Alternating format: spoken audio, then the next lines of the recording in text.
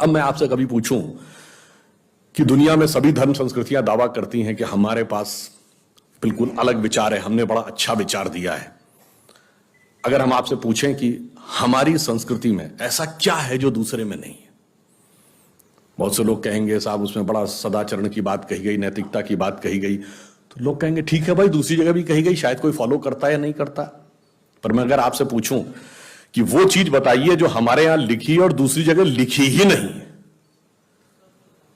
वो क्या है?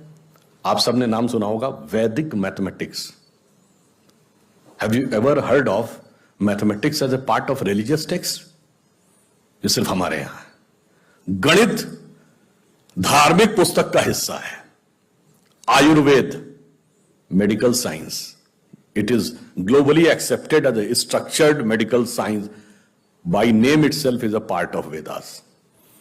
मेडिकल साइंस धर्म ग्रंथ का हिस्सा हो, गणित धर्म ग्रंथ का हिस्सा हो, ये दुनिया में कहीं नहीं, बाकी जगह विज्ञान और गणित का धर्म से संघर्ष है। हमारे यहां वो धर्म ग्रंथ से उद्भूत हो रहे हैं। ये फंडामेंटल डिफरेंस है हमारे और उनके बीच में।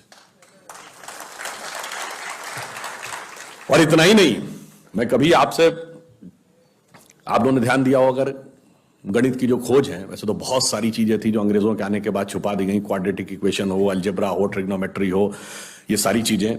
मगर एक ऐसी चीज है जो कमोबेश सभी लोग मानते हैं, चलो ये तो मान ही लेते हैं कि भारत ने दिया। वो क्या था? शून्य। अब कहा जाता शून्य किसने दिया? आर्यभट्ट ने खोजा। अरे भाई, आर्यभट्ट ने खोजा नहीं, आर्यभट्ट की किताब में पहली बार तुमको लिखा हुआ मिला। अगर आर्यभट्ट ने शून्य खोजा तो बौद्ध मत में शून्यवाद का सिद्धांत कहां से आया? वो तो आर्यभट्ट से पहले के थे। और ये बताइए, कौरवों की 18 अक्षौणी सेना से लेके भगवान राम की जन्म कुंडली बन रही थी, वो बगैर शून्य के बन रही थी। वास्तविकता यह है कि शून्य वेदों से निकला, और वो इस बात को स्वीकार करने को तैयार नहीं होते थे कि धर्म ग्रंथ से निकलता है। इसलिए उनको छटपटाहट थी, इसलिए वो कहने का प्रयास करते हैं किसी और ने निकाला था। और समस्या क्या है? हमारे यहां तो भगवान राम की जो कुंडली निकली है, वो जब नासा के प्लैनेटोरियम सॉफ्टवेयर में डाली गई तो 7114 समथिंग बीसी की डेट निकल आई।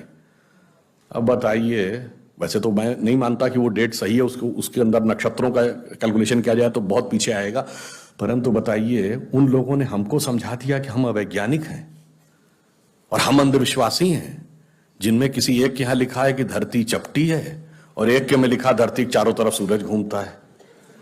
और ऐसे महान ज्ञानदेव पाड़े लोगों ने हम लोगों को समझा दिया कि हम अनसाइंटिफिक थे और धरती को चपटी और धरती को इस सौरमंडल का केंद्र कहने वाले लोग वैज्ञानिक थे। आज भी जब सूर्य ग्रहण या चंद्र ग्रहण होता है, आप, नासा की ऑब्जर्वेटरी बताती है ना, 1950 से पहले नासा नहीं था। आप जाके पूछिए, गांव में कोने में बैठे हुए किसी पंडित से कहिए, पंडित जी पंचांग में देख के बताओ सूर्य ग्रहण कब है। और जो वो हमारा पंचांग बताता है और जो नासा की ऑब्जर्वेटरी बताती है, कभी उसमें दिन तो छोड़िए, घंटे और मिनट का भी अंतर देखा है? हमारा तो कैलकुलेशन 5500 साल से एज इट इज चला रहा है, और उसके बाद उन्होंने हमें बताया कि हम अवैज्ञानिक हैं। आज भी आप बताइए, उत्तर भारत में उतना नहीं दिखता, दक्षिण भारत के मंदिरों में जाइए, नवग्रह बने हैं तो सूर्य केंद्र में है कि धरती केंद्र में है? सूर्य के 7 किरणें होती हैं, 7 घोड़े सूर्य के बने कि नहीं मंदिरों में? अब बताइए, ऐसा हमारे दिमागों में भर दिया जाता है। हम सब ने, हम लोगों ने भी विज्ञान में पढ़ा कि सबसे पहले 9 ग्रहों की खोज किसने की? केपलर ने। Kepler's law of planetary motion.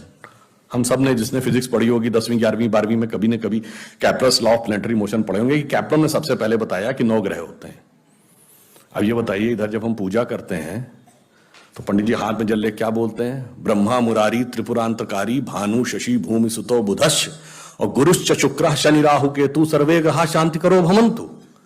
अब ये 9 ग्रहों के नाम केपलर बताए थे कि पंडित जी बताए हैं? और हजारों साल से बता रहे हैं।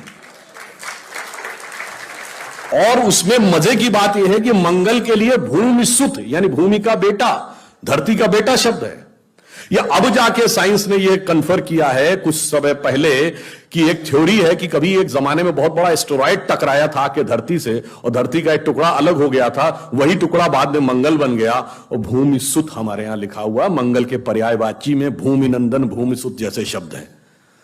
अब आप देखिए क्या वैज्ञानिकता है और कैसे उसको इसमें सम्मिलित किया गया। मैंने क्यों बताया, हमारे यहां विज्ञान और धर्म इस कदर एक मत है कि ये उनकी बुद्धि परप्लेक्स हो जाती है कि कैसे हो सकता है।